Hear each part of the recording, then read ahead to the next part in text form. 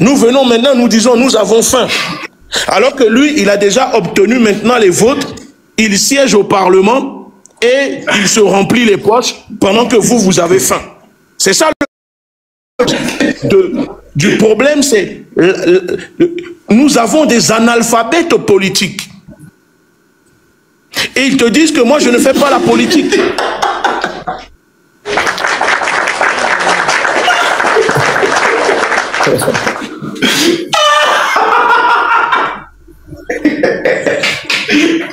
Hein? Et donc c'est pour ça que je dis, Papson, c'est pour ça que je dis que dans un pays où il y a une conscience politique du peuple, où il y a une révolution politique, normalement, c'est aux partis politiques, aux hommes politiques d'être au service du peuple, et non au peuple d'être au service des partis politiques et des hommes politiques.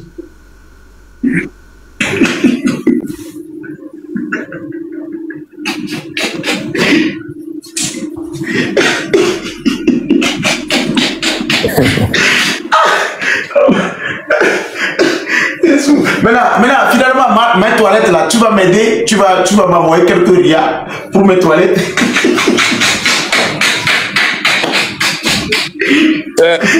Alors, Papson, tu sais, je vais peut-être te révéler une information.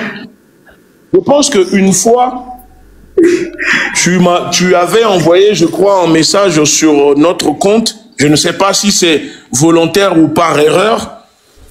Le temps que mon équipe puisse me transmettre ton message, je crois que tu l'avais retiré. Ensuite, si tu vas là dans ta messagerie, une fois tu es sorti de prison, on m'a envoyé ta vidéo. Et je me souviens, tu parlais des conditions de détention des personnes en prison. Et à l'époque, mon organisation à Lomé, au Togo, aide beaucoup les populations, les familles.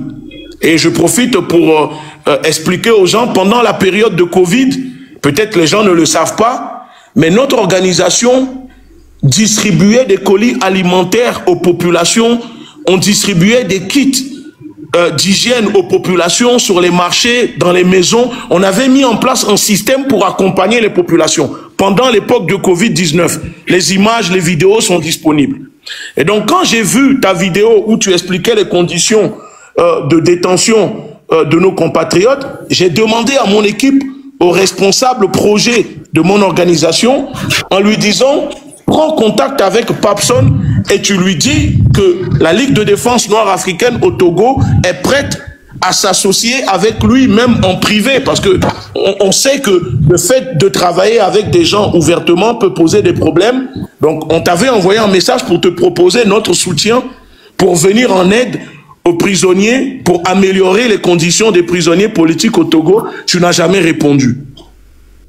Donc, ce qui démontre que quand les choses sont bien, nous soutenons. C'est juste que les Togolais ne nous connaissent pas. Et je finis en disant, Papson, est-ce que tu as déjà entendu l'histoire, le démantèlement d'un réseau pédopornographique au Togo, à Tchévié, impliquant des enfants avec des étrangers pour le compte de Marc Dorcel?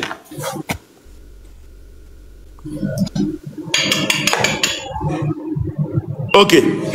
Alors, je t'invite à faire des recherches et tu verras que le démantèlement de ce réseau, l'arrestation de ces jeunes à Tchévié a été mené par mon organisation sous ma direction directement. C'est nous, on a démantelé ce réseau, attrapé les auteurs qui abusaient des jeunes garçons à Tchévié et c'est nous, on a livré ces personnes à la police.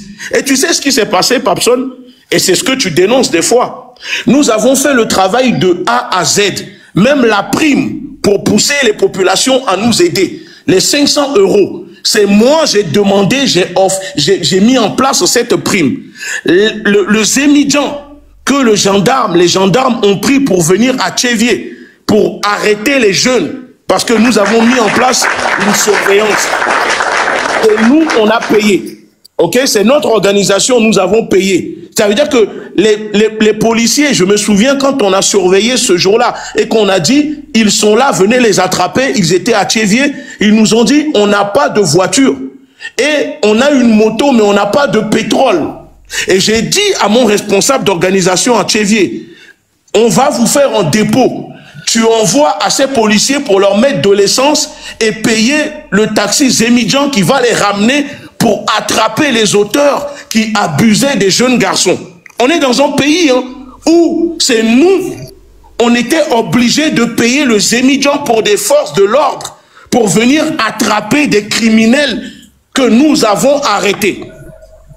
Et quand ils sont venus les arrêter, une fois arrivés à Tchévier, qu'est-ce qui s'est passé? Ils commencent à avoir maintenant la bataille de propagande entre la police et la gendarmerie. Qu'est-ce qui se passe? Je prends mon téléphone, j'appelle le ministre de l'insécurité de l'époque, monsieur Yark, directement sur son téléphone, et je lui dis, monsieur... Le ministre de quoi? Non, non. Le ministre de l'insécurité. Le ministre de quoi? De l'insécurité. Le ministre de l'insécurité. Ou bien de l'insécurité? Non. J'ai pas compris. De l'insécurité. Toi, tu peux l'appeler comme tu veux. Moi, je l'appelle le ministère de l'insécurité au Togo. Voilà. Le ministre de l'insécurité. Donc, je prends mon téléphone et je l'appelle. Et je lui dis, monsieur, on vient de mettre la main sur des auteurs qui abusent de jeunes enfants. Comment se fait-il qu'on n'a pas un soutien pour arrêter ces personnes et les ramener au commissariat? On voit les gendarmes et les policiers qui commencent à s'affronter pour récupérer, pour faire une récupération, d'accord, les retombées du dossier.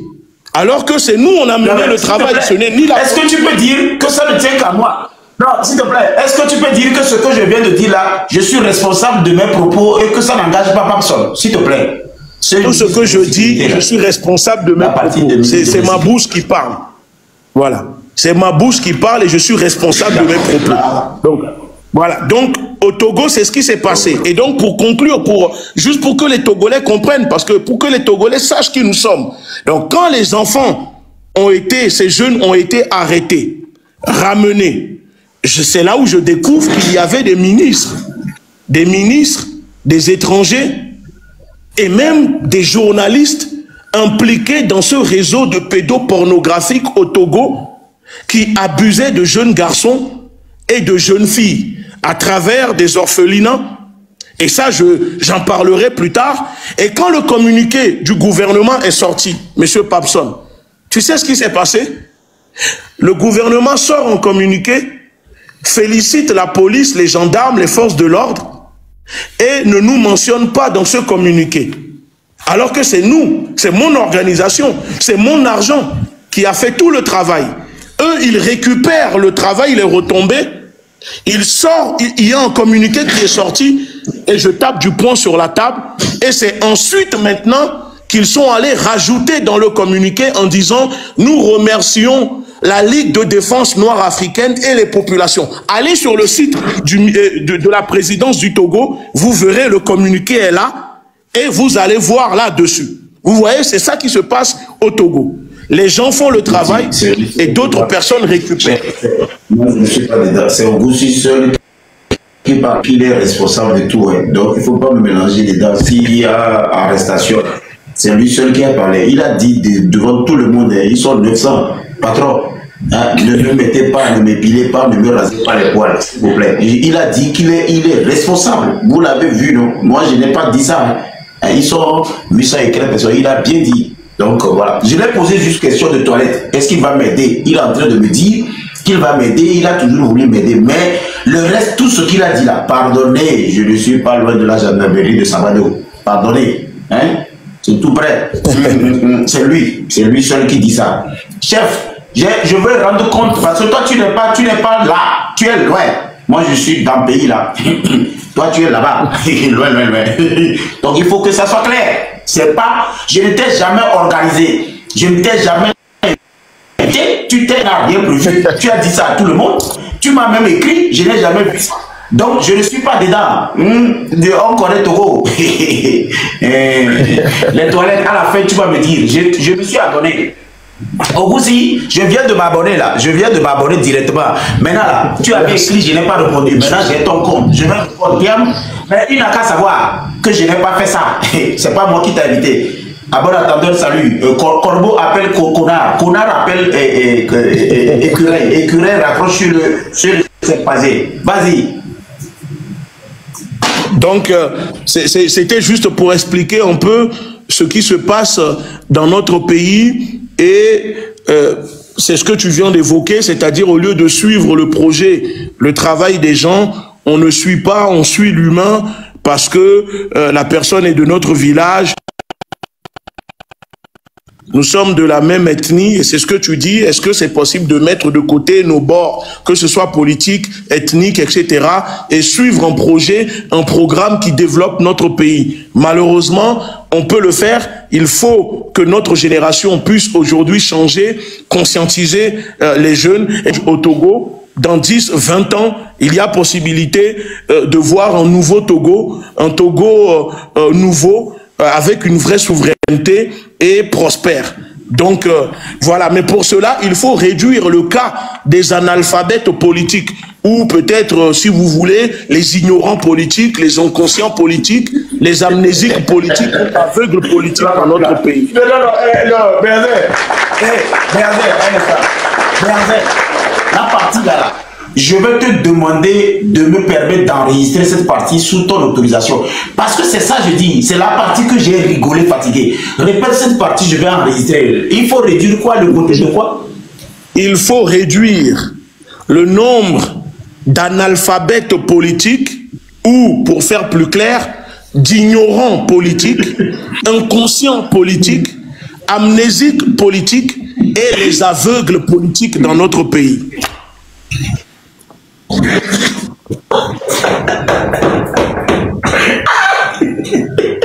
Ou si tu veux, Papson, si tu veux, parce que là, puisqu'on parle de politique, on parle de cité, d'accord? La cité qui est une organisation du peuple, donc on peut dire, si tu veux, peut-être plus simple, il faut réduire le nombre de dormeurs de la cité, esclaves ou volontaires, moutons électoraux, spectateurs de sa propre oppression, compris par ignorance.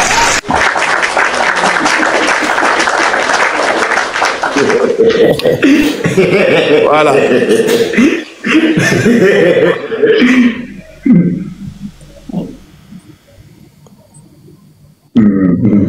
Je pense qu'on a fait le tour, n'est-ce pas, Papson?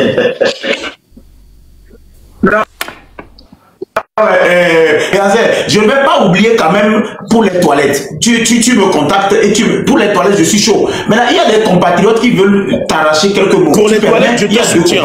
Une seconde. Papson, pour les toilettes, je te soutiens.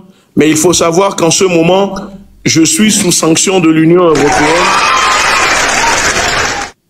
Je suis sous sanction de l'Union européenne. Mes comptes, mes avoirs, passeport, tout a été bloqué. Je suis interdit du territoire européen. Les comptes de ma femme, pareil. Donc les proches, tout ça. Donc je ne pourrais pas te soutenir financièrement, mais je peux te soutenir en étant avec toi pour ce projet qui sera utile pour le peuple, pour les populations togolaises, parce que avant d'être des prisonniers, ce sont des citoyens. J'ai l'information. Hein? Non, le soutien, ce n'est pas seulement financier. Le soutien peut être relayer l'information. Il y a des gens qui t'aiment, qui peuvent prendre. Le soutien, ce n'est pas toi. Relayer juste l'information. Voilà, relayer l'information et que les gens viennent. Voilà, c'est le soutien que moi je veux. Ok, je te donne la parole devant tout le monde que pour ce qui concerne le projet de tes toilettes publiques sera relayé. Dès que tu es prêt, tu envoies l'information à mon équipe et je te promets que ça sera relayé.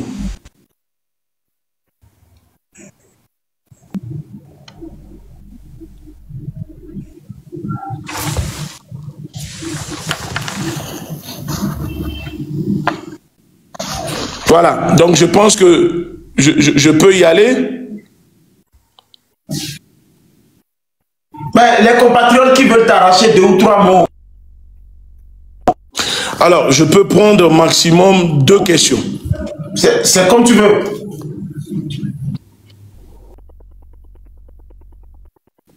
Ok. Je vais prendre 2 questions. Jérôme. Ok, merci pour la parole. Et Monsieur Gounti Benzin, merci pour l'opportunité. J'aimerais juste vous poser une question. Et vous pensez... Jérôme, au lieu de remercier le Parlement pour avoir donné la parole à le monsieur, c'est à cause de moi que tu parles au monsieur. C'est moi qui l'ai venu voir. Au lieu de me remercier d'avoir été à la hauteur, d'avoir été à la hauteur, tu remercies. Tu rentres dans ma maison, tu viens remercier. Je vous ai invité que tu ne connais pas. Je vous ai remercié premièrement. Je vous ai remercié premièrement. Peut-être que vous n'avez pas écouté. Je vous ai remercié premièrement. On est en train de nous éduquer ici. Et Jérôme, on est en train de s'éduquer ici. Nous sommes en train de former une nouvelle jeunesse. Nous sommes en train de refaire l'éducation. Quand vous rentrez dans la maison de quelqu'un, vous trouvez le chef de l'État ou bien vous trouvez un grand, vous remerciez d'abord le propriétaire de la maison de vous avoir donné une opportunité pour rencontrer quelqu'un. Et vous ne vous attardez pas trop sur l'invité parce que l'invité n'est pas venu chez vous. L'invité est venu chez quelqu'un. Et l'invité comprend que vous êtes en train de le remercier à travers son hôte. Et toi, tu es le premier que j'ai toujours... Pourquoi je t'ai donné toi la parole? C'est toi que j'ai donné la parole premièrement. Il y en a beaucoup. Pourquoi toi, je t'ai donné la parole? J'aurais pu donner la parole à Gré. Allons-y. Oui, Président, comme je le dis, je vous ai remercié en premier, mais je ne sais pas si c'était la connexion. Mais c'est ce que j'ai fait. J'ai dit, Président, je vous dis merci premièrement pour l'opportunité. Et j'ai remercié ensuite M. Gounti Benzin. Donc peut-être c'est la connexion qui a bugué, vous n'avez pas écouté. Désolé. Et là, je profite encore pour vous remercier pour le travail que vous êtes en train de faire pour la population togolaise. Merci et que Dieu vous encourage. Monsieur Gounti, bonsoir. Bonsoir. Oui, ma question est juste simple. Est-ce que vous pensez toujours que le problème du Togo, c'est juste parce que le néocolonialisme continue pas à servir le gouvernement togolais, ou tout ce qui nous arrive au Togo, c'est le manque de volonté de nos propres dirigeants? Merci. Merci pour la question. Bon, je pense que c'est une question que je m'exprime déjà à ce sujet. Il y a peut-être des Togolais qui ne me comprennent pas à ce sujet. Et je te remercie pour la question parce que ça me permet de répondre. Je l'ai dit et je le répète, nos dirigeants sont responsables. On ne peut pas épargner nos dirigeants de leurs propres responsabilités. Mais comme je dis que non seulement nos dirigeants sont responsables, mais il y a une responsabilité qui est aussi due au fait que nous sommes dans une fausse indépendance. Et cette fausse indépendance qui est aujourd'hui, après la colonisation, qui est aujourd'hui le néocolonialisme. Donc, autant nous devons combattre le manque de responsabilité, la mauvaise gouvernance des dirigeants, c'est dans le même temps que nous devons aussi combattre le néocolonialisme qui produit des effets et des facteurs sur ce que vivent les populations.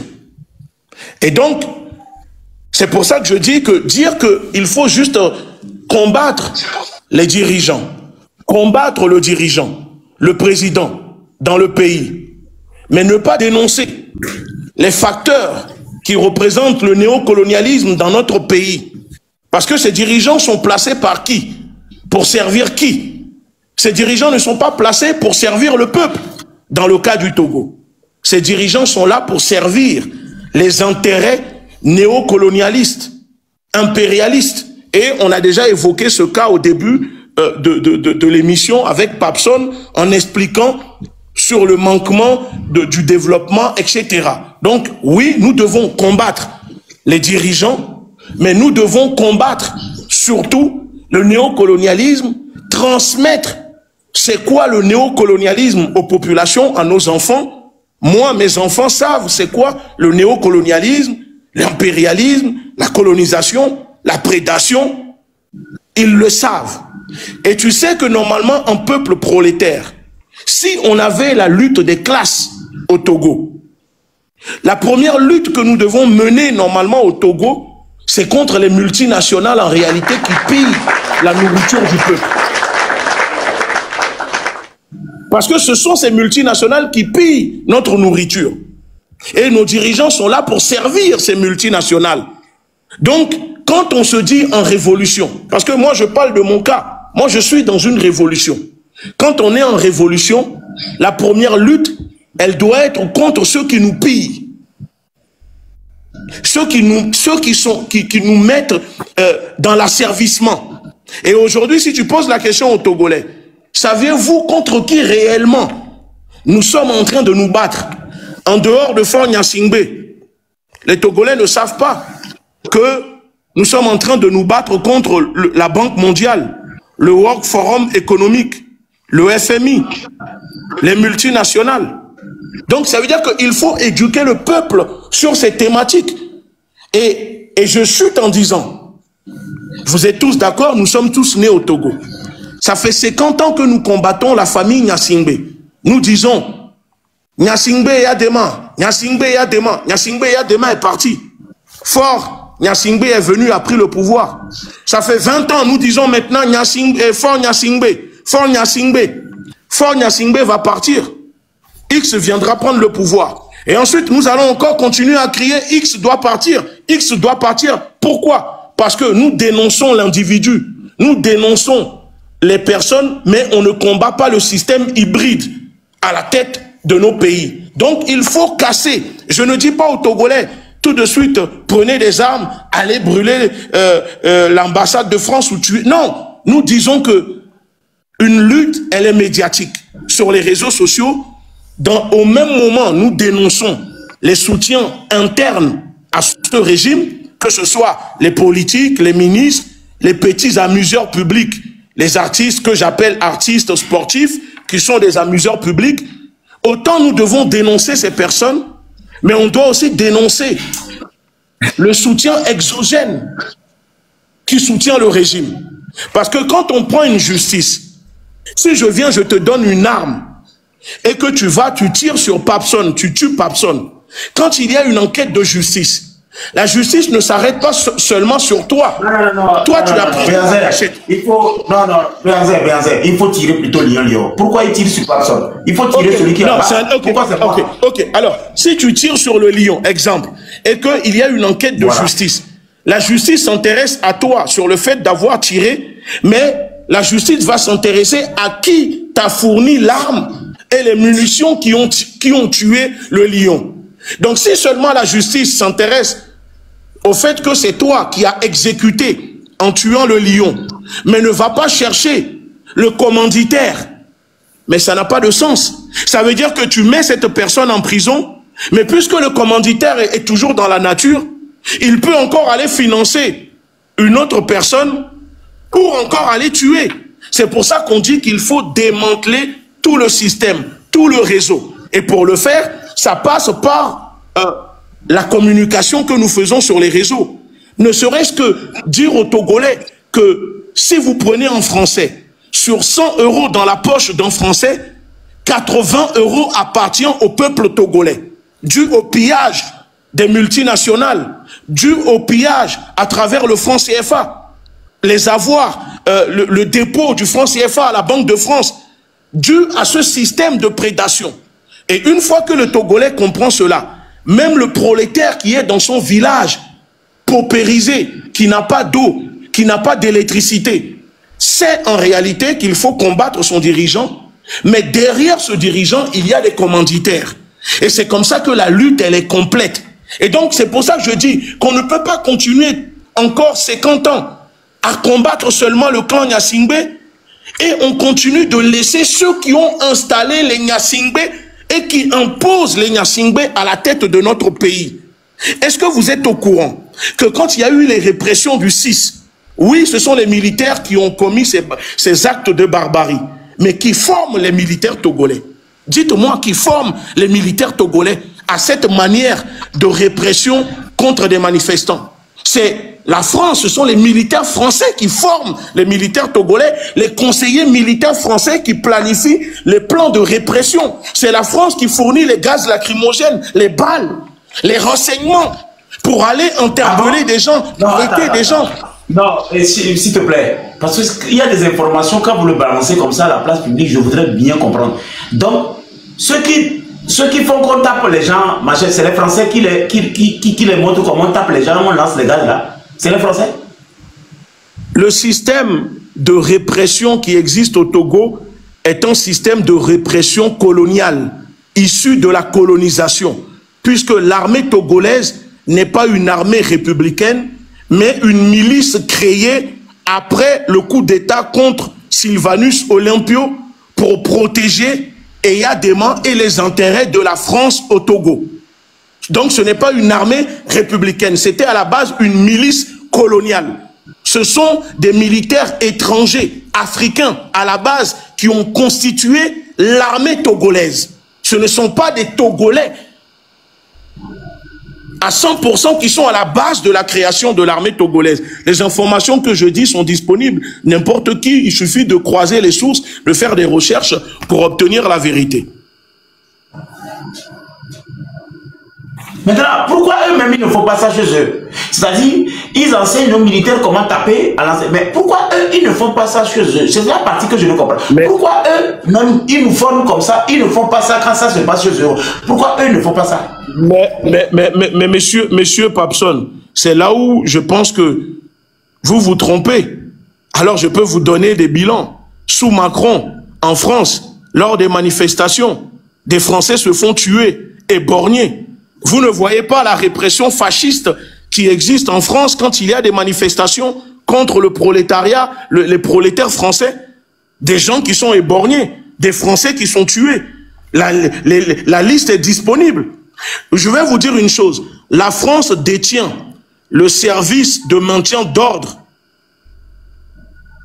en termes de répression presque numéro 1 en Europe, pour ne pas dire dans le monde entier. Allez regarder, les chiffres sont disponibles. En matière de répression, la France est le pays le plus répressif quand il y a des manifestations contre les manifestants. Et dans nos pays, c'est un système que nous avons hérité de l'époque coloniale.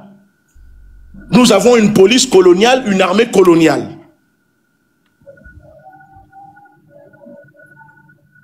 Et ce que je vous dis est vérifiable, monsieur Papson. Je suis encore en ligne, vous pouvez le vérifier et vous verrez par vous-même. Voilà, mais attendez, moi le problème que j'ai l'habitude de poser ces questions-là aux gens. C'est-à-dire, est-ce que vous n'avez pas un problème particulier avec la France, j'espère? C'est-à-dire, il n'y a pas un Français qui vous a dit dans quelque chose, relation... Okay. Alors, monsieur Papson, monsieur Papson, je vais répondre et ensuite on laisse la deuxième question parce qu'après, il faut vraiment que je puisse bouger. Et même si j'avais un problème particulier avec la France, j'ai le droit, monsieur Papson. Pourquoi j'ai le droit? Avec ce que les Européens ont fait à mon peuple, esclavage, génocide, colonisation, néocolonialisme, prédation, mépris, discrimination, négrophobie. C'est parce que nous, peuple africain, nous, peuple noir, nous n'avons pas de mémoire historique. C'est parce que nous ne prenons pas en compte notre souffrance. Et donc, même si je déteste la France au plus profond de mon âme, c'est mon droit légitime. Si demain le peuple noir, le peuple africain, envahissait l'Europe, exterminait les Européens, femmes, hommes, enfants, déportait les Européens, vous pensez que les Européens viendront rigoler avec vous? Je ne suis pas obligé d'aimer la France. Mais quand la politique française ne va pas, j'ai le droit et le devoir de le dire. Est-ce qu'on pose la même question quand Jean-Luc Mélenchon va dénoncer la politique coloniale, prédation de la France? Non. Pourquoi quand c'est un noir qui le fait, vous pensez que forcément on a un problème contre la France? Et même si j'ai un problème, je le dis, j'ai de quoi justifier cette colère en moi. Parce que en tant que noir, il suffit de peu pour sortir la machette, pour découper la tête de son prochain noir. Mais tout ce que les Occidentaux nous ont fait, nous sommes toujours là à pardonner. On nous tue, on nous viole, on nous pille, on nous extermine. Et nous sommes toujours là à pardonner. Nous sommes toujours... Et on arrive encore à se dire, mais pourquoi je n'ai pas le droit? Vous croyez que même le racisme doit être un privilège réservé seulement aux Blancs ou une propriété privée seulement pour les Occidentaux? S'il te plaît, tu me dois 10 000 pièces parce que le TikTok vient de signaler le truc.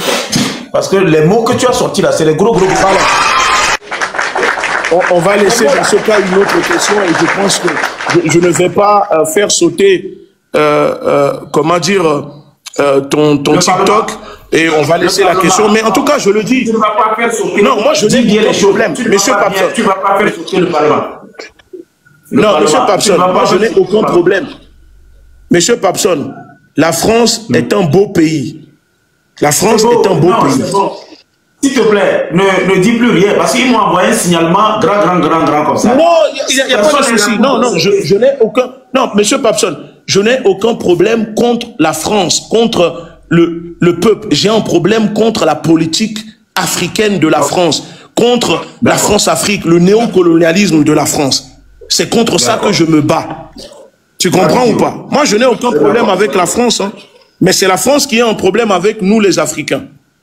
Ouais, Gré, vous voulez dire quelque chose à comment on appelle, oui, non? Ouais, d'abord, bonsoir, grand frère Papson Moutite. Je tiens d'abord à vous remercier parce qu'on était en live la dernière fois ici et tu as eu la superbe idée de dire si on pourrait avoir un débat avec M. Egounchi Béhanzin. Je ne sais pas si vous vous rappelez.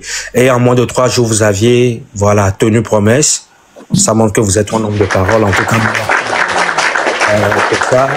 Bonsoir à tous les qui êtes sur le panel. Bonsoir à mon grand frère Egounchi Béhanzin. Moi, j'ai juste une ou deux questions. J'en ai plusieurs des questions.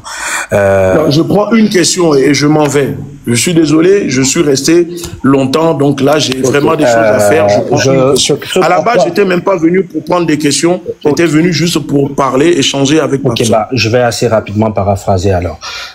Tout d'abord, je veux poser la question de savoir si vous êtes d'accord avec moi aujourd'hui que le vrai panafricanisme, le panafricanisme originel, depuis Marcus Garvey, incarné après par les Kwame Nkrumah, par les Thomas Sankara aujourd'hui. Non, il faut que la question, s'il te plaît, monsieur Papson, j'accepte la question, il faut que ça reste dans le thème du débat que nous venons de faire. Et c'est quoi le thème? Donc voilà, alors il fallait se renseigner. Je ne sais pas si Papson, s'il y a d'autres personnes qui sont là du début, une question qui reste dans le thème. Mais vous n'allez pas décider de la direction que doit prendre ma question, monsieur Egounchi. Bah alors je ne suis pas obligé de te répondre, donc je peux te dire bonne soirée. Voilà, je ne suis pas obligé, hein, tu sais, moi personne ne m'oblige, personne ne me force. Je pense que c'est la question du Togo. Ok, je vais rester justement aussi dans cette... Voilà, là on parle du Togo, exactement. Okay. C'est juste pour ça. Je vais rester dans cette logique et vous dire que là où moi j'ai une contradiction avec vous, quand vous dites qu'il faut d'abord dégager la France avant de dégager M. Faure Gnassingbé, là j'ai une... Qui a dit ça? Qui a dit ça? Est-ce que vous n'avez pas besoin de le... Mais vous essayez de faire comprendre que d'abord il faut déraciner le système france-africain. Non. Qui a dit qu'il fallait dégager la France avant de dégager Faure Gnassingbé? Moi, je veux que...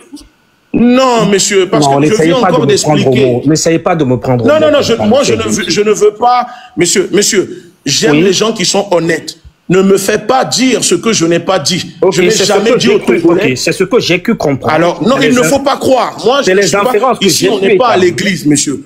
Non, on n'est pas à l'église. Si vous dites... Non. Non. Monsieur Egounchi, permettez-moi... Non, monsieur, je ne veux pas. Je ne veux pas des histoires de ce que j'ai quoi. Moi, je ne suis pas dans ça. Alors, ne m'accuse pas de choses que je n'ai pas dites. Je reformule ma question alors. Ok. Je reformule ma question. Ok, quand vous dites qu'il faut déraciner en premier le problème, il faut déraciner en premier la France, Afrique au Togo. Pour moi, c'est une manière de dire qu'il faut déraciner d'abord la France, il faut couper ses liens avec la France. Non, je n'ai pas dit qu'il faut déraciner en premier. Monsieur, encore une fois, je dis, vous voyez que c'est pour ça que je dis qu'il y a un problème d'incompréhension. Je n'ai jamais dit, et je te défie de me ramener où j'ai dit, en fait, je t'explique quelque chose, cher frère. Je dis, et en plus, c'est clair, je viens de le répéter.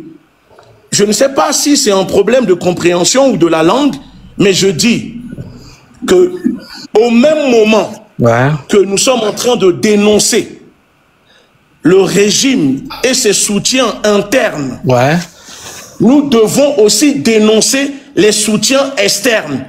Est-ce que ça veut dire que je dis qu'il faut prioriser l'un ou l'autre, ou je dis que médiatiquement sur les réseaux, pour la conscientisation, au même moment où nous venons, nous disons à des bailleurs, par exemple, soutient ce régime, nous devons le boycotter, c'est au même moment, nous devons dire Macron soutient le régime de Faure Gnassingbé, nous devons le dénoncer.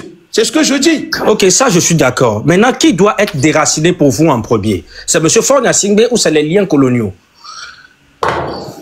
Qui doit être déraciné en premier? C'est à M. Faure Gnassingbé que l'on doit faire partir en premier, ou c'est la rupture totale avec la France-Afrique d'abord?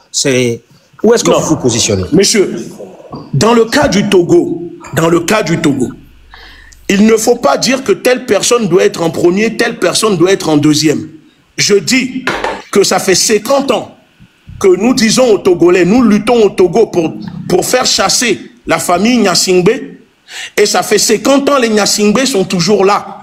Parce que les Gnassingbé reçoivent forcément des soutiens externes. Donc, à partir de maintenant, qu'il y a un soulèvement, une conscientisation populaire des peuples, de la masse africaine, et le Togo fait partie de l'Afrique, que les gens le veulent ou pas, il faut maintenant dénoncer, combattre le régime de Faure Gnassingbé, mais combattre aussi le néocolonialisme, la France-Afrique dans notre pays. C'est ce que je dis. Et que moi, je ne veux plus continuer à dénoncer seulement Gnassingbé et laisser ses soutiens externes. Je suis parfaitement d'accord avec vous, mais si je me base, si je peux faire des déductions sur ce que vous aviez dit auparavant dans certains lives, je pense, je peux me tromper, elle est subjective ma réflexion, c'est que pour vous, c'est la rupture d'abord avec l'entité néocoloniale qu'est la France qui est le plus important d'abord avant de penser à M. Faure Gnassingbé. C'est là où je voulais vous poser. Non, mais encore une fois, je te dis... Non, monsieur, je viens de te répondre. Oui. Non, mais laissez-moi finir. Vous allez pas me répondre toutes les 30 secondes. Laissez-moi aller au bout. Non, parce que tu me répètes la même chose. Je connais comment fonctionne, fonctionner sur TikTok.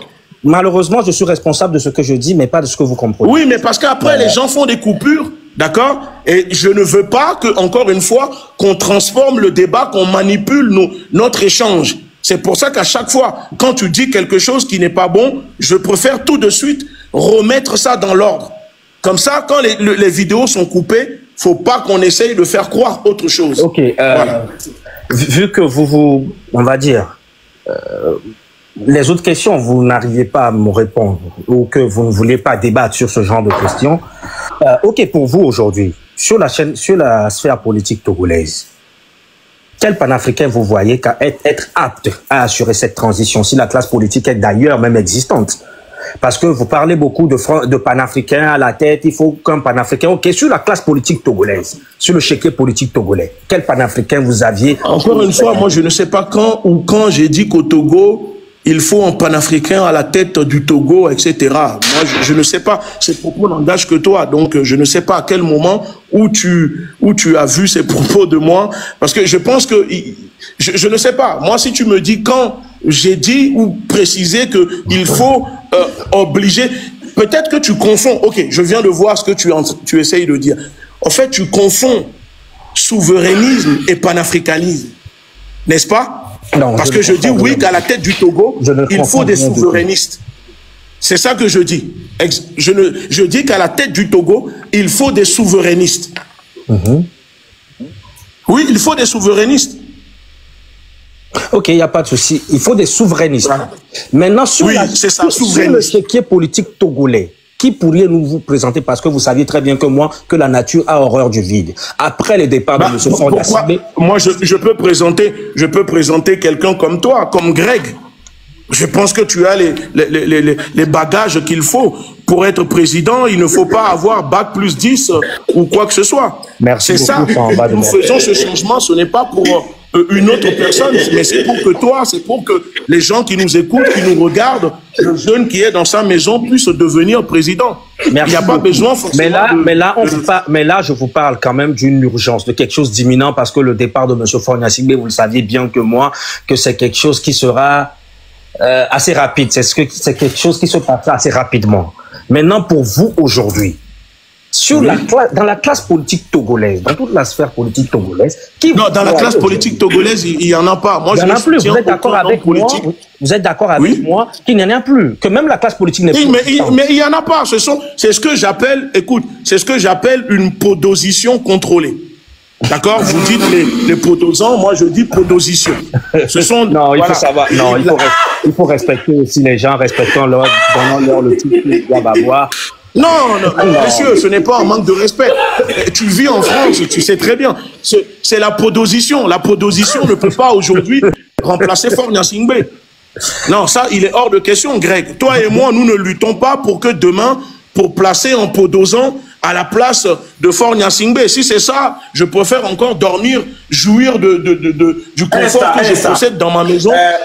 Monsieur Gouti, un instant, monsieur Greg, écoutez, je vais vous demander un service. Je vais vous demander. Vous voyez là où vous êtes, on comprend vraiment que deux Togolais aussi intelligents se sont retrouvés sur le Parlement. C'est intéressant. Mais dans tout ça là, le monsieur Faure et Gnassingbé, on l'invite quand? Comme ça, il va venir discuter avec vous. C'est tout ce qui m'intéresse. Parce que là, vous êtes en train de parler de quelqu'un, il n'est même pas ici. Moi, je ne veux pas discuter avec Faure Gnassingbé. Nous allons discuter avec lui quand il sera devant le peuple sur la place La Colombe avec la guillotine et quand il sera déclaré attention au mot, monsieur Goutier, on risque de signaler le direct. Attention au mot. Bon, moi, j'ai fini, j'ai dit ce que j'avais à dire et je laisse monsieur finir. Nous avons mis d'autres traditions de les fier. D'accord? Tradition de tous les cadeaux qu'on t'a remis là, tu nous restitues ça. Tous les cadeaux qu'on t'a remis tout à l'heure là. Ça, ce qui coule chez toi là. C'est quoi cadeau? Qu'est-ce que vous appelez cadeau? Non, désolé, parce que moi, je ne maîtrise pas, je ne connais pas les histoires de TikTok que ça fait en tout 5 lives que je fais. C'est quoi les cadeaux? Je ne sais même pas c'est quoi. C'est quoi les cadeaux? Greg, c'est quoi les cadeaux? Les cadeaux, c'est ce que les gens vous envoient pour. Un instant là. Non, le monsieur là. Je ne connais pas. Un instant. Non, le monsieur là, il me plaît pas.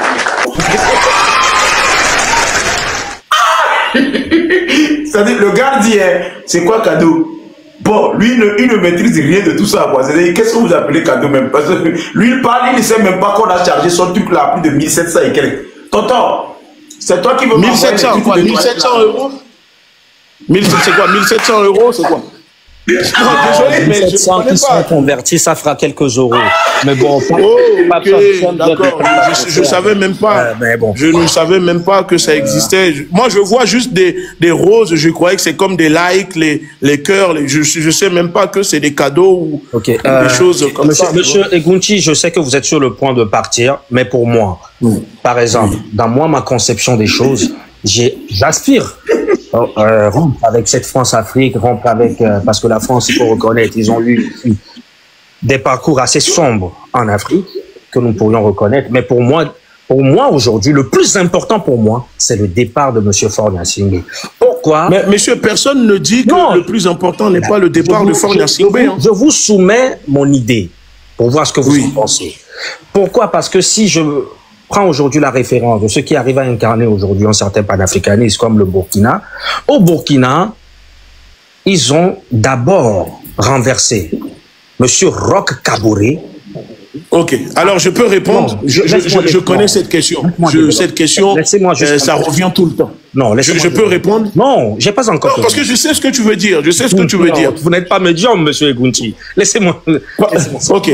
Bon, fini alors. Après, il y a eu un France-Africain, notamment monsieur Damiba, qui a été renversé après par Ibrahim Traoré. Et c'est Ibrahim Traoré qui a incarné cela, qui a incarné la vraie souveraineté et que le peuple l'a suivi. Donc il faut. Non, c'est faux. Il faut. Bon, on va dire que monsieur Thomas Sankara a déjà fait un grand boulot là-dessus, mais là, je commence à t'apprécier. Oui, bon, Monsieur Thomas Sankara a fait un grand boulot là-dessus, mais moi je vous parle des choses récentes en fait. Je voulais pas. Ok, alors pour répondre, Bon. je peux te répondre alors. Laisse-moi donner juste 2-3 exemples et puis bon, vous aurez tout le temps, je vous laisserai. Il n'y a pas de souci. Et M. Ibrahim Traoré s'est mis en avant et le peuple l'a suivi. Et on a pu voir le travail énorme qu'il a pu faire aujourd'hui et qui est la fierté de tout noir. Vous partez pareil au Mali. Au Mali, avant que Assimi Goïta ne vienne, il a fallu qu'on rentre et que Assimi Goïta essaie de rompre tous ces liens que nous avions avec la France, le départ de l'armée française et tous les autres. Ils ont d'abord, renversé M. Ibeka, d'abord, qui est un France-africain. Après, il y a eu Bandao. Et après, il y a eu Assimi Goïta qui l'a pu incarner. Et même si je me rappelle un discours de M. Steve Biko, il a dit dans une contestation, si vous aviez 10 balles et que vous tirez sur votre oppresseur, réservez les 9 autres pour les traites de votre camp. Il parlait en ce moment à Boutelesi des lignes Kata, je sais que vous connaissez à l'époque de l'apartheid. Pour vous dire que des fois, pour moi, c'est le centre. C'est le canal par lequel la France passe pour nous piller. Qu'est M. Faure Gnassingbé que nous devons déraciner en premier. Et après, la personne qui viendra, nous serions derrière lui pour l'incarner. Nous ne pourrions pas dépasser M. Faure Gnassingbé en allant attaquer la France. C'est comme si l'on commençait notre maison par le roi. Ok, bon, je peux répondre alors. Ouais. Ok, alors je vais parler du Mali. Tu as parlé du Mali. Je prends le Mali pour commencer parce que nous avons été acteurs de cette révolution au Mali. Et je connais très bien comment le Mali, comment les choses ont commencé. Peut-être que les Africains ont découvert la révolution, le changement au Mali en 2020 directement avec la prise de pouvoir des militaires. Mais, chers compatriotes, Monsieur Greg, j'aimerais te dire qu'au Mali... Benzin, oui. Benzin, je vais te voler quelques secondes, s'il te plaît. C'est très important. Je vais te voler quelques secondes. C'est très important. Chers parlementaires, je ne voudrais pas que ça ressemble à un tribunal ici ou voilà. Je vous avais déjà dit au début de ce parlement qu'un jour vous serez étonné de recevoir un invité ici et je ne vous monterai pas. Vous vous rappelez? Parce que quand nous avons créé le parlement, je vous ai dit de vous patienter. Un jour, seuls les habitués du parlement auront le privilège de monter. Vous n'avez pas l'habitude de venir. Ne pensez pas que quand un jour, même le PC va monter ici, je vais vous faire monter. Bientôt, vous allez peut-être voir les opposants dont on parle là, monter ici pour échanger avec nous. Ne pensez pas que je vais vous faire monter. Parce que je vous ai expliqué la nécessité que nous soyons ici pour discuter, même si on n'est pas d'accord des fois. Vous ne voulez pas. Maintenant, vous êtes en train de vous agiter pour monter parce que vous avez vu, comment on appelle M. Benzin. C'est la même chose qui va arriver un jour où vous allez voir d'une manière d'autre quelqu'un que vous voulez parler et vous n'allez pas monter. Soyez des habitués du Parlement. C'est tout ce que je veux vous dire. Soyez des habitués du Parlement. Montez de temps en temps, parlez ici, discutez. N'attendez pas un invité spécial pour venir. Jaugez-vous, apprenez déjà à discuter. Maintenant, pour les zozos qui viennent défendre tout le temps le président de la République, ça ne vaut pas la peine si vous n'avez pas les 2000 pièces. Je ne vous ferai jamais monter. Vous avez vu que Benzin dit qu'il ne connaît même pas les cadeaux. Le gars, on l'a donné plus de 1800 quelque chose. Il dit qu'il ne connaît pas. Vous êtes zozo, c'est 2000. Vous ne voulez pas payer, vous ne monterez pas. Vous êtes Elinam Agba, ça fait 10 000. Vous êtes Dewan, ça fait 5 000. C'est tout. Et là, maintenant, on repart sur de bonnes bases. Je ne vous monterai ni aujourd'hui, ni demain. Je vois Dewan, je le descends. Je vois Elinam, je le descends. Je ne vous monterai jamais. 5 000, 10 000, 2 000. Monsieur Ogouti, je vais t'expliquer quelque chose. Tu as vu les cadeaux qui sont là-bas. Les cadeaux que tu dis que tu ne connais pas là. Tu n'as pas besoin. C'est ça que tu utilises pour sécuriser le live. En fait, quand on donne des cadeaux, le compte n'est pas sauté. Parce que le TikTok a son intérêt dedans. Tu vois un peu. C'est pour sécuriser notre plateforme. Les cadeaux font qu'on sécurise. Il n'y a pas de souci. D'accord? D'accord. Alors, je vais répondre à M. Greg parce qu'il y a des gens qui nous écoutent.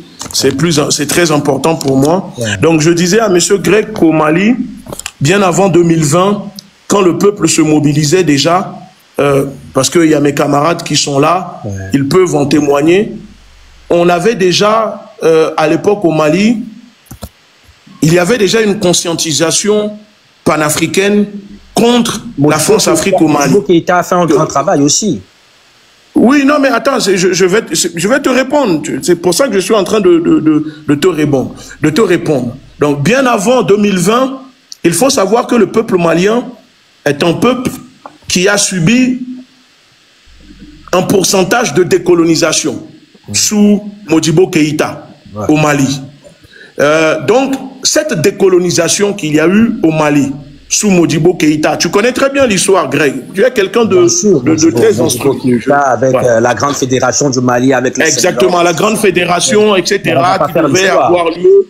Exactement. Donc, quand on prend la présidence de Modibo Keïta, parce que non seulement il y a eu la Grande Fédération sous Modibo Keïta, mais il devait avoir les États-Unis d'Afrique à l'époque, avec Modibo Keïta, Patrice Lumumba, avec Nkrumah, etc. Et d'ailleurs, c'est ce qui a conduit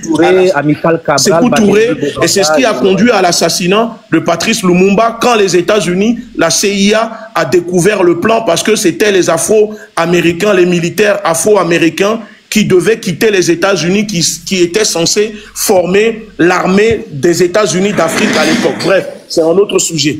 Donc, il y a eu cette décolonisation de Modibo Keïta au Mali. Donc, une partie du peuple malien a toujours été un peuple révolutionnaire, révolté, conscientisé. Donc, après le départ de Modibo Keïta, le Mali a toujours été un État où, quand les choses ne vont pas, les coups d'État au Mali, c'est comme si on prenait Sodabi avant de manger. Tu connais l'histoire du Mali, hein, Greg. Moussa Traoré. Exactement, et même après lui. C'est-à-dire que le Mali... Ils ont eu beaucoup de renversements militaires, le Mali. Beaucoup de renversements militaires. Ça veut dire qu'au Mali, il y a toujours eu que des coups d'État militaires. Jusqu'en 92, où la France a décidé de démembrer l'armée malienne, parce que l'armée malienne possédait à l'époque des MiG. C'était l'un des pays en Afrique de l'Ouest qui était... le plus équipé militairement parlant, le Mali, parce que... Mais il faut être d'accord que tous ces renversements n'étaient pas des renversements souverains. Comme... non, c'est pour ça que je suis en train de faire le... C'est pour ça que je fais... Le Togo, on parle du Togo, vous êtes en train de me parler de... Le Togo est où dans tout ça? Non, mais il faut tout le monde ne maîtrise pas l'histoire politique aussi. Il faut une culture politique. Et c'est ce qui manque à beaucoup de personnes qui font ce combat. C'est ça le problème. Le manque de culture politique, c'est ce que nous disons, l'analphabète politique. Donc laisse-moi chronologiquement faire un rappel des faits historiques avant de répondre aux gens pour que les gens comprennent mieux. Et Greg, il sait de quoi je parle. C'est pour ça qu'il te dit cela. Donc ça veut dire que, comme tu viens de dire, Greg, il y a toujours eu ces renversements militaires à la tête du Mali, etc. Donc, quand le terreau, les mouvements des terreaux ont commencé, c'est là où le peuple malien a basculé en appelant, parce qu'il y avait les dirigeants placés par la France qui ont appelé, ils n'ont même pas appelé parce que François Hollande s'est imposé en trouvant des fausses excuses, tu connais, on ne va pas rentrer en profondeur, pour aller occuper le Mali. Donc dès 2017, quand tu regardes bien, il y a les mouvements de la société civile au Mali, d'accord? Les mouvements de la société civile, les mouvements panafricanistes ont commencé à se mobiliser à l'intérieur du Mali pour dénoncer la France-Afrique, pour dénoncer l'occupation de leur pays, le pillage de leur pays par les multinationales françaises. Il y a même des pétitions qui sont encore disponibles à l'époque où on militait là-dessus, qui a recueilli plus d'1 million de pétitions au Mali pour demander la fin de la France-Afrique au Mali. Donc quand le peuple a commencé à se mobiliser, oui, il y a eu un renversement. Les militaires sont arrivés, ont pris le pouvoir. Et même pendant les mobilisations contre Ibeka, il y avait nos camarades comme les Kémi qui allaient au Mali. On allait au Mali, il y avait des meetings pour conscientiser les Maliens. Les vidéos sont disponibles pour parler panafricanisme aux Maliens, la France-Afrique aux Maliens. Ça veut dire qu'il y a eu un travail avant la chute de Ibeka et l'après de Ibeka. Donc quand les militaires sont arrivés, il y a eu les Bandao, les assises, les concertations nationales au Mali. Nous avons participé. Les photos sont disponibles. Je pourrais demander à mon équipe de les mettre en story pour que les gens comprennent que nous étions au cœur du changement au Mali. Nous avons participé aux journées de concertation. Les Bandao ont pris le pouvoir. En prenant le pouvoir, il y a eu l'influence de la France sur Bandao et Mortarouane. d'accord, à travers l'imam Diko, que moi-même j'ai rencontré, voilà, que j'ai rencontré personnellement au Mali, à Bamako, et quand j'ai fini, je suis sorti de là-bas, j'ai dit, ce monsieur est inféodé à l'Europe, à la France. Lui-même me l'a dit à l'époque, je ne peux pas dénoncer la France parce que on veut m'accuser d'être un imam salafiste. Donc si je dénonce la France, on va lancer un mandat d'arrêt contre moi. Donc je suis obligé de faire l'hypocrite. Et je lui ai dit, mais monsieur, ce n'est pas normal. Ça veut dire que vous avez peur, vous êtes au courant de ce que la France fait, mais parce que vous avez peur qu'on vous accuse d'être un imam salafiste, vous préférez vous taire. Donc après ça, il y a eu le renversement de Bandao. Et Assimi Goïta a pris le pouvoir. Ensuite, il y a eu encore une deuxième journée d'assises nationales. Nous étions au Mali. Le projet aujourd'hui au Mali, et bien avant même ces assises-là, Greg, je sais que tu me suis, tu sais, les faits sont disponibles. Nous étions avec les militaires à Kati. Ça veut dire que quand nous on rencontrait les militaires à Kati, les militaires n'étaient même pas encore au pouvoir. Tu comprends ou pas? Que ce soit les Maliks, les trucs, on les rencontrait, on discutait avec eux. On allait avec des projets. Et j'ai même une vidéo où vous pouvez voir quand Ibeka est tombé, nous étions à Kati, nous sommes venus avec le projet que vous appelez aujourd'hui l'AES, que nous avons remis aux militaires. Et à l'époque, ce n'était même pas l'AES, c'était la Confédération avec le Mali, la Guinée, d'accord, parce que Doumbia venait de faire son coup d'État et le Burkina. Vous aviez espéré que, voilà. Voilà. Et donc, tu comprends qu'il y a eu un travail réalisé bien avant cette chute. Donc, pour chuter, je dis que... C'est vrai. C'est un film que vous comprenez bien, c'est des choses qui sont... Non, c'est des choses vraies. Ce sont des choses vraies. Celles que vous pourrez même vérifier. Oui, tu peux vérifier ma lutte. Hein. Ce sont des choses vraies. Greg, il le sait. Voilà. Donc, ça veut dire qu'il y a eu tout ce travail-là, Greg. Tu comprends ou pas? Donc, et c'est pour ça que je dis que des fois, comparaison n'est pas raison. D'accord? On ne peut pas comparer le niveau de conscientisation politique du peuple togolais avec le peuple malien. Et c'est la même chose avec le Burkina. Le Burkinabé ont toujours été révolutionnaires depuis sous Thomas Sankara parce qu'il y a eu cette décolonisation. Maintenant, quand on vient sur notre pays qui est le Togo, mais maintenant, je peux te dire par exemple que le Niger n'a pas un passif de pays souverainiste. Ils n'ont pas été vraiment un pays où le panafricanisme, le souverainisme a été tellement incarné. Mais il a fallu le général Tiani donne la vision et tout le reste l'a suivi. Oui, il donne le peuple l'a suivi. Mais c'est la société civile. Regarde, avant que Tiani ne prenne le pouvoir, Greg, au Niger, et je te prends encore à témoin, je sais que tu n'es pas d'accord avec moi surtout, mais tu peux dire aux Togolais le travail que nous avons effectué sur le plan communicationnel contre l'armée française, la France au Niger. Là où la plupart des panafricanistes restaient silencieux. Greg, nous, matin, midi, soir, que ce soit moi avec le doyen Konaré, on mobilisait les jeunes à chasser. Vous savez pourquoi? Parce que Monsieur, le général Tiani, chef du CNP à l'époque, avait servi beaucoup de présidents france-africains, notamment les Bazoum, l'avant Bazoum. Donc exactement, mais c'était le chef de la garde présidentielle. Et tu vois, Bazoum, est-ce que vous êtes d'accord avec moi aujourd'hui, justement, il était le chef de la garde, mais est-ce que vous êtes d'accord avec moi aujourd'hui que même le colonel Yark, fervent collaborateur de M. Faure Gnassingbé, il faut faire un renversement militaire et incarner un vrai panafricanisme? Mais personne ne aujourd'hui. Oui, mais attention, Greg. Mais Greg, tu sais, quand nous on appelait aux militaires africains à faire des coups d'État, je me souviens, les médias français nous m'insultaient d'être un extrémiste. Là où personne, je me souviens en 2019, on faisait des affiches, on demandait aux militaires faites des coups d'État, les gens pensaient qu'on était fous à l'époque. Toi, de la même manière, aujourd'hui, les gens, une partie des Togolais pensent que nous sommes fous avec nos propositions.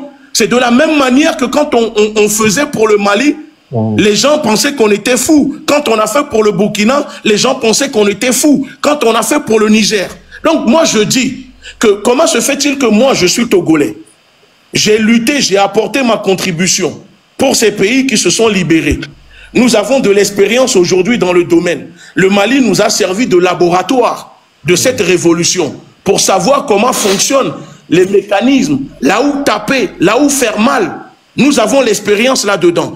Et je me dis, mais pourquoi, quand on arrive sur le cas de mon pays qui est le Togo, où il n'y a jamais eu de changement de régime, ça fait 50 ans, nous sommes toujours sur la même méthode, c'est-à-dire que j'ai l'impression que tous les 5 ans, il y a un mouvement qui vient ou un homme politique qui vient, on fait du vuvuzela et après, on repart à zéro. Ce que nous sommes en train de faire aujourd'hui, ce n'est pas quelque chose d'inédit, ce n'est pas une exclusivité. Agbeyome a fait la même chose avec Monseigneur Podro, jusqu'à leur mort. On soulevait les foules. Tikpi Achadam a fait plus que ça. Et à la fin, quelle est la finalité? Et c'est pour ça aujourd'hui, moi je vous dis que le M60, que ce soit le M66, que ce soit moi, que ce soit tous ceux qui sont dans ce combat, ne font pas ce combat pour des aspirations politiques ou pour atteindre la magistrature suprême. Non, on fait ce combat pour motiver l'armée uniquement. C'est ça uniquement mon but et c'est sans équipe. Oui, mais c'est ce que je dis, mais pour motiver l'armée, Greg, tu sais qu'au sein de l'armée togolaise, tu sais que c'est une armée clanique, comme l'armée du Tchad, c'est une armée tribale, coloniale. Oui. Alors, au sein de l'armée, si vous venez, ça fait 50 ans, nous disons à l'armée, dégagez Fort Nyasingbe. 50 ans que l'armée ne dégage pas Fort Nyasingbe. Bon, au Niger. 20 ans. 20 ans, 30 ans. Oui, non, excuse-moi, 20 ans. Qu'il ne dégage pas Fort Nyasingbe. Si tu prends le Niger, le peuple a commencé à chasser la France, à dire la France doit quitter le Niger. La France doit quitter le Niger. Tiani qui était un servant, un serviteur de la France-Afrique. Non, s'il vous plaît. Oui, grand frère Papson. Ok, s'il vous plaît, Béanzin. Non, mais, Mia, et puis que l'État dit là, il y a piaré. Mais il y avait nous qui m'y est blanc. Mais les sûr, ben, il y a maté dans nos armes. Parce que, à meilleur que les pompois, et on nous qui est mal, les quatre que les diamants, et on nous y a des pétés qui est mal. Bien sûr, bien sûr.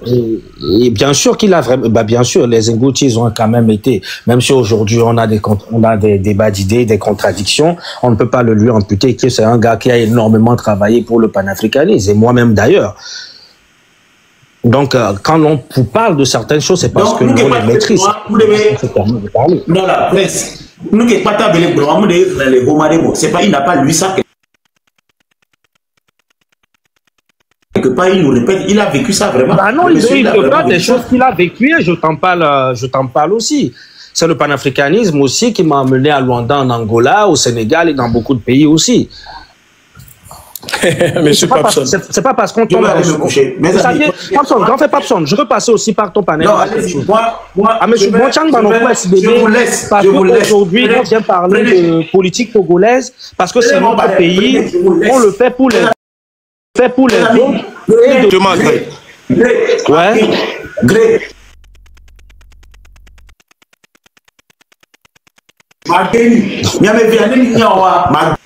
Je dis, prenez sur le Togo et après c'est bon pour moi. Sur le Togo, moi. Oui, je suis. Et donc c'est pour ça que je dis, Greg, que dans le cas du Togo, je me dis que c'est 50 ans que nous faisons la même chose et nous tournons en rond. Alors pourquoi maintenant, ce qui a fonctionné dans les autres pays, pourquoi ne pas reproduire la même chose maintenant au Togo en utilisant... Le problème, c'est qu'en 50 ans, on a fait la lutte pour des hommes politiques. Voilà, mais c'est ça, c'est pour ça que ma chute là, tu me sors les mots, en fait tu me dévances parce que c'est ce que je suis en train de dire, c'est-à-dire qu'au Togo, nous sommes dans une lutte... On est dans la même dimension. Je comprends. On est dans la même dimension. Nous sommes dans une lutte partisane. Nous sommes dans une lutte partisane. On ne fait plus une lutte pour un politicien, mais on fait une lutte pour que l'armée prenne le pouvoir. Et pour que le changement, c'est-à-dire nous luttons, nous devons lutter pour notre patrie. Il ne faut pas lutter pour Egunti, il ne faut pas lutter pour personne, il ne faut pas lutter, non, il faut lutter pour ta patrie. Sauf que nous continuons de refaire les mêmes erreurs, c'est-à-dire on arrive dans la cause et la cause elle est fractionnée en lutte partisane. Ah, moi je suis pour telle personne, moi je suis pour telle personne. Donc, et c'est ça qui fractionne, qui divise le truc. C'est pour ça que je dis que si on veut que des militaires... Monsieur Ngouti, ce que moi je peux te demander aujourd'hui, avec ton passif, avec ta poigne, essaye de rassembler toutes ces fractions qui sont aujourd'hui en division pour en faire un seul socle. Oui, mais tu sais, Greg, ce n'est pas possible non plus. Aussi à ceux qui sont outillés pareillement comme vous. On a déjà fait, Greg, je vais te dire une chose, Greg, et c'est ce que j'ai proposé l'autre jour dans le live où le camarade du M66, Zaga, est venu, les gens sont témoins. J'ai dit, venez, on rassemble tout le monde, peu importe que la personne possède 1000 abonnés, 500 abonnés, rassemblons, d'accord, tout le monde, ok, et lançons maintenant le mot d'ordre et laissez les gens qui ont l'expérience dans la chose, planifier les stratégies, les méthodes pour aller arracher des victoires. Moi, c'est ce que je dis. J'ai soutenu le 6 juin. Je suis venu même dans les lives pour me joindre. J'ai soutenu le 27. Ça, mais après... Pour moi, ça a été inconcevable jusqu'à présent que même dans la diaspora, on n'a pas encore eu même des opérations coup de poing jusqu'à présent. Mais alors, je ne suis pas aussi complètement d'accord avec la manière de procéder. Oui, alors Greg, tu rejoins ce que je dis depuis. C'est ce que je dis depuis, Greg. Tu peux le dire aux Togolais. Je dis que ce n'est pas normal sur le terrain au Togo. Les jeunes sortent, mais dans la diaspora, sur beaucoup de choses. Il n'y a pas d'action coup de poing. Moi, je te dis, Greg, tu connais nos méthodes. Si moi, j'étais encore en France, tu sais très bien qu'on allait déjà occuper l'ambassade togolaise. On a une diaspora togolaise qui ne mène pas des actions coup de poing pour avoir des retombées médiatico-politiques, pour fragiliser le régime en place. Parce que la diaspora doit être complémentaire des Togolais qui sont sur place. Donc on ne peut pas dire aux Togolais au Togo, sortez, on les tape, on les emprisonne, on les tue. Mais ceux qui sont dans la diaspora, même avec leur passeport français, ont la peur de parler, ont la peur de mener des actions. Ce n'est pas normal. La diaspora doit être... On n'a même pas besoin de tous les Togolais, on a besoin de... Bah, tu sais bien comment ça se passe.